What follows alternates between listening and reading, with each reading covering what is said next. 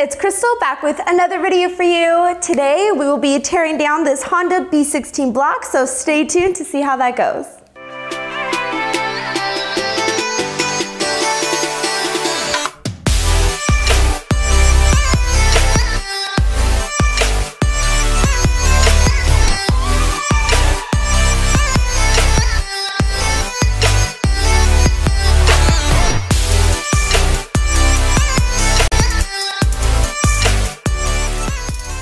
I wanted to point out that I just got this little Dickies uniform, so I have been getting my clothes all dirty, guys.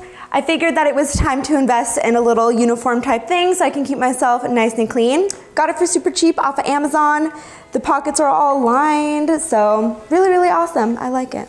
First things first, in order to start tearing down the block, we do have to flip the engine so we can get access to the oil pan. So I'm just gonna start by lifting up this key here. And then turning the engine.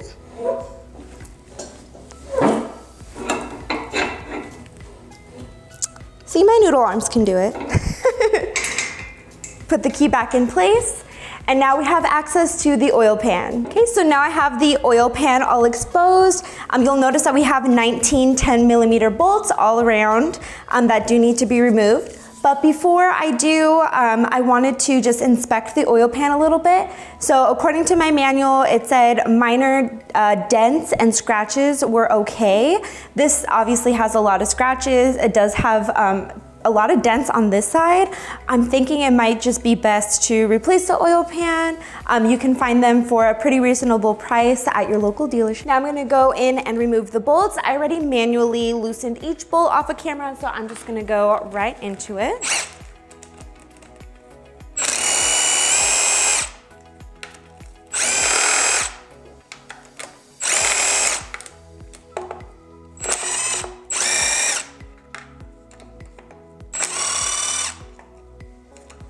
Let's lift this up and see how it looks underneath.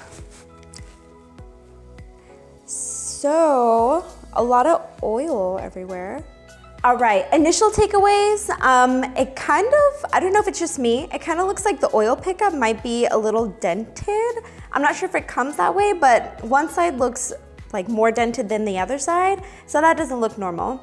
Then we have, of course, like the oil everywhere. It looks a little dirty, but not too much. Other than that, I mean, not too bad of a condition, I think. So far on my list of things to replace is the oil pan and the oil pickup. So I'm gonna be removing the oil pickup next per my book instructions. So I do have 4 10mm bolts to remove. So I'm gonna start here.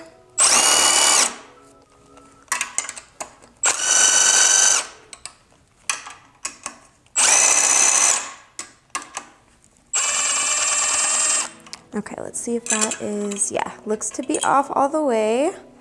Okay, I'm just gonna set this aside. The next step in the book advises to replace this gasket here, so I'm just gonna set that off to the side. And then the next thing we wanna do is take off the windage tray, and that has 8 10mm bolts all around.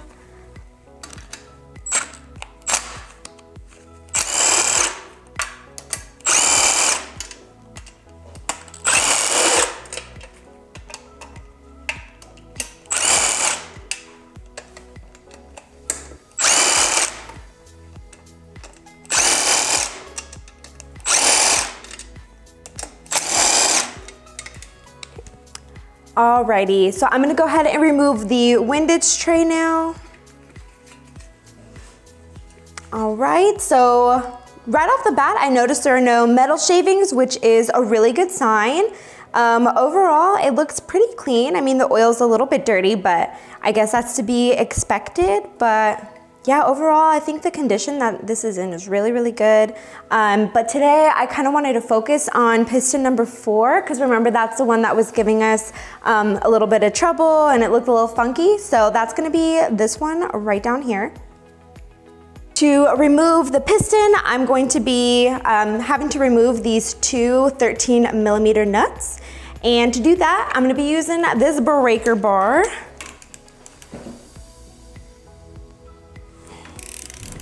Okay. Alrighty. Now to get those nuts off. All right, so now that the bolts are off, I'm going to rotate the engine so that we can get the piston out. And then...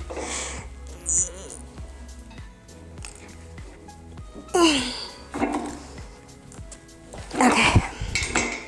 Alrighty, so that key is in place. So this rod cap needs to come off right over here. So I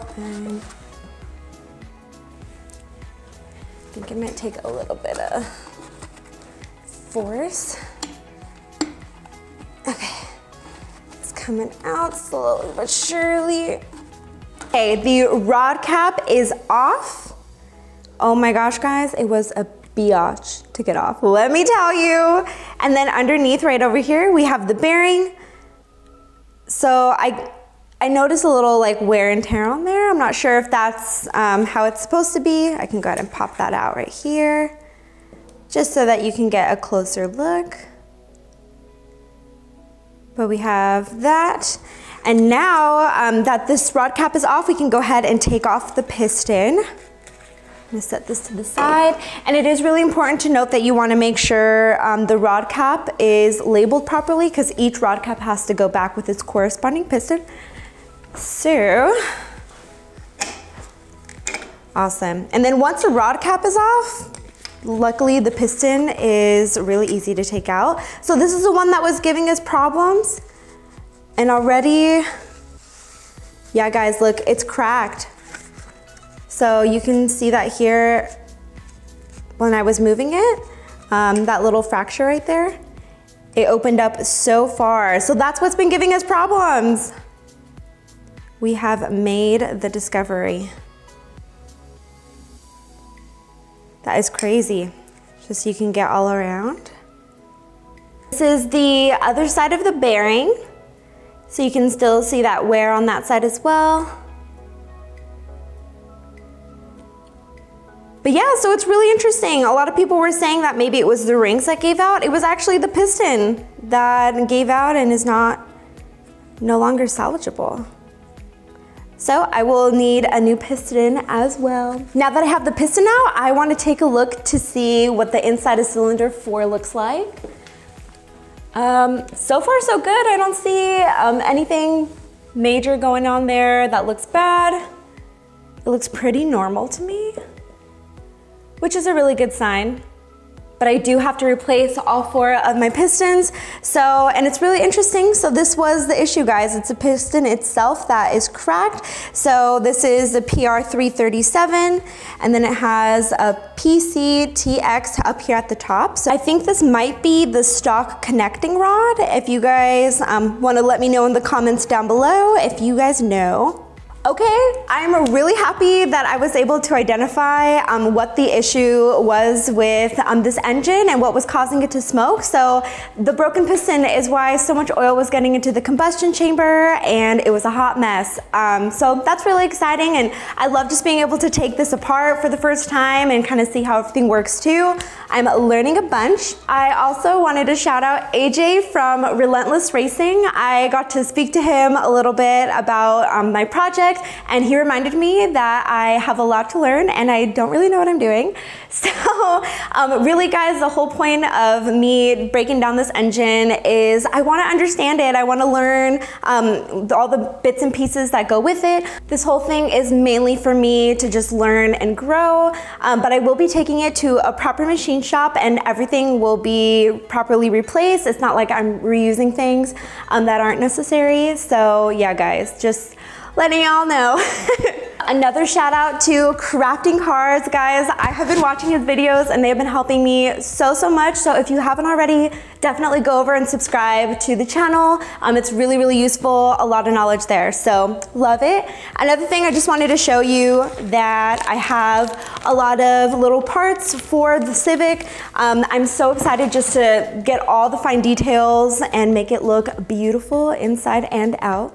But yeah, that basically concludes my update for today. I'm just gonna keep working on this engine and see what other little findings I have. But as always, guys, thank you so much for all the support. I hope my nerdy little outfit didn't deter you from watching my video today.